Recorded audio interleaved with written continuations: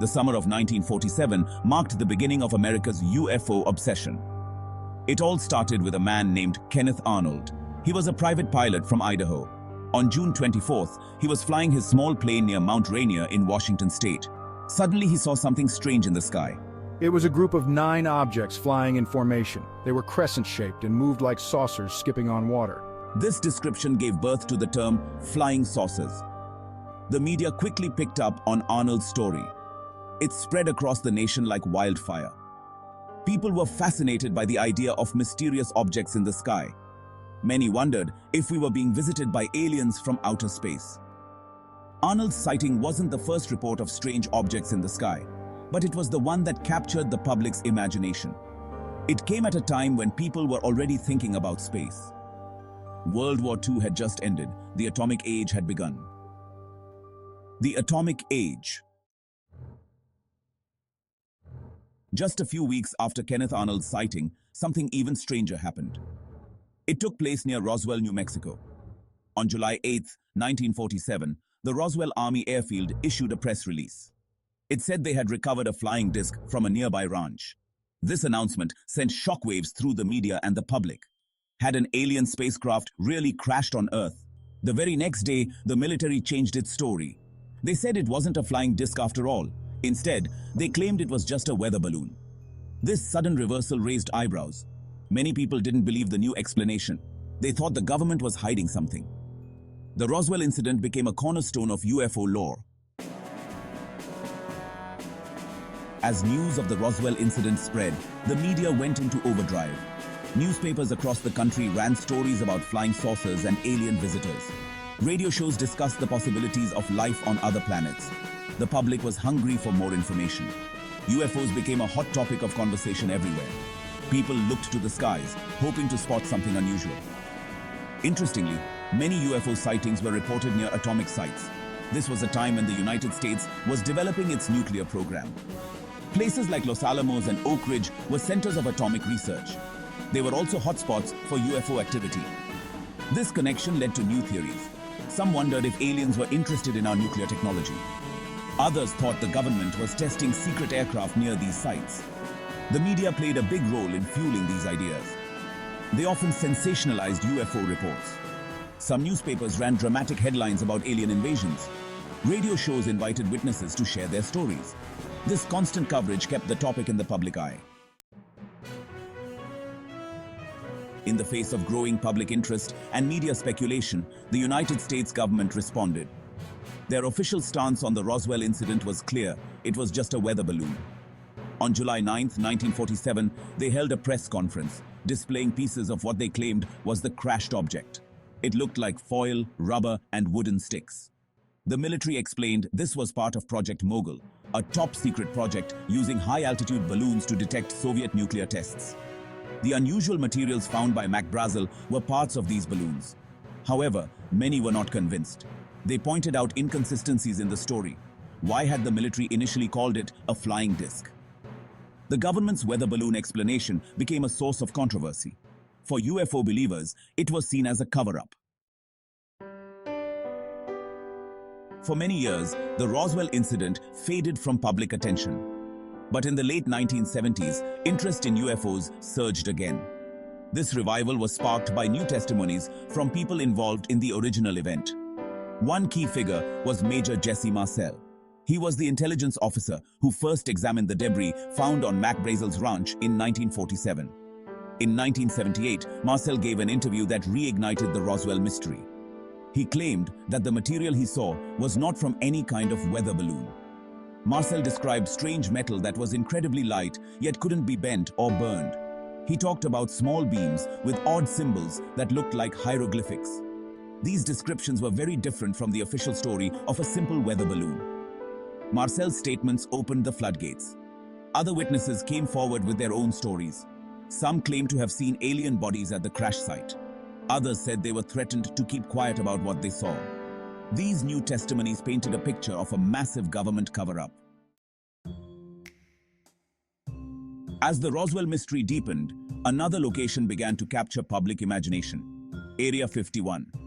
This secret military base in Nevada became synonymous with UFOs and government conspiracies. but its real purpose was far more down to earth. Area 51 played a crucial role in the Cold War. It was a testing ground for some of America's most advanced aircraft. The base was established in the 1950s. Its remote location in the Nevada desert made it perfect for secret projects. One of the first aircraft tested there was the U-2 spy plane. This high-altitude reconnaissance aircraft could fly over the Soviet Union undetected. Later, Area 51 was used to develop the SR-71 Blackbird. This was the fastest air-breathing manned aircraft in history.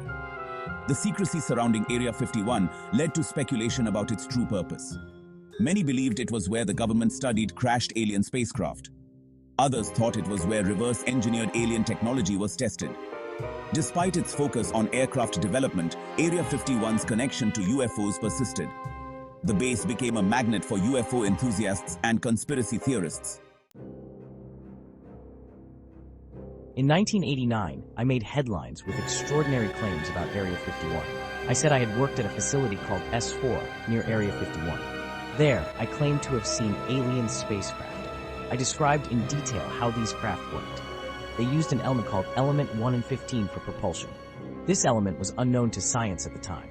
Lazar's story was met with both fascination and skepticism.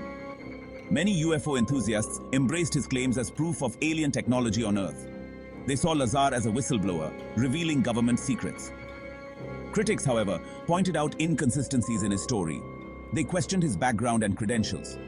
Despite the controversy, Lazar's claims had a huge impact on UFO culture. The public's fascination with Lazar's story led to increased interest in Area 51. People began to visit the area in hopes of seeing something unusual. The nearby town of Rachel, Nevada, became a tourist destination for UFO enthusiasts. In 2019, the fascination with Area 51 took an unexpected turn. A Facebook event titled Storm Area 51, They Can't Stop All of Us went viral. The event, created as a joke, suggested that if enough people rushed the base, some might get through to see them aliens.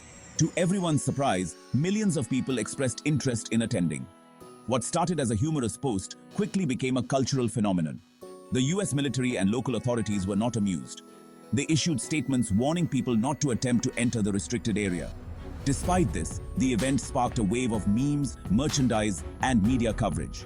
It brought the topic of Area 51 back into the spotlight. Many people who had never heard of the base before were now curious about its secrets. While the actual storming never materialized, the event did lead to some real-world gatherings. Small festivals popped up in nearby towns. In recent years, the government has taken steps to declassify some information about Area 51. In 2013, the CIA officially acknowledged the existence of the base for the first time. They released documents detailing its history and purpose. These documents confirmed what many had long suspected. Area 51 was primarily used for testing advanced aircraft. The declassified files revealed details about the U-2 spy plane program. They showed how Area 51 was chosen for its remote location and existing airstrip. The documents also mentioned other aircraft tested there, like the A-12 Oxcart, a predecessor to the famous SR-71 Blackbird. While these revelations were interesting, they didn't satisfy everyone. Many UFO enthusiasts felt that the real secrets were still being kept hidden. In 2020, another wave of declassifications came. The CIA released thousands of documents related to UFO sightings. These files, available online, contained reports from the 1940s through the 1990s. They included everything from detailed investigations to brief mentions of strange lights in the sky. While many of these reports had mundane explanations, some remained unexplained.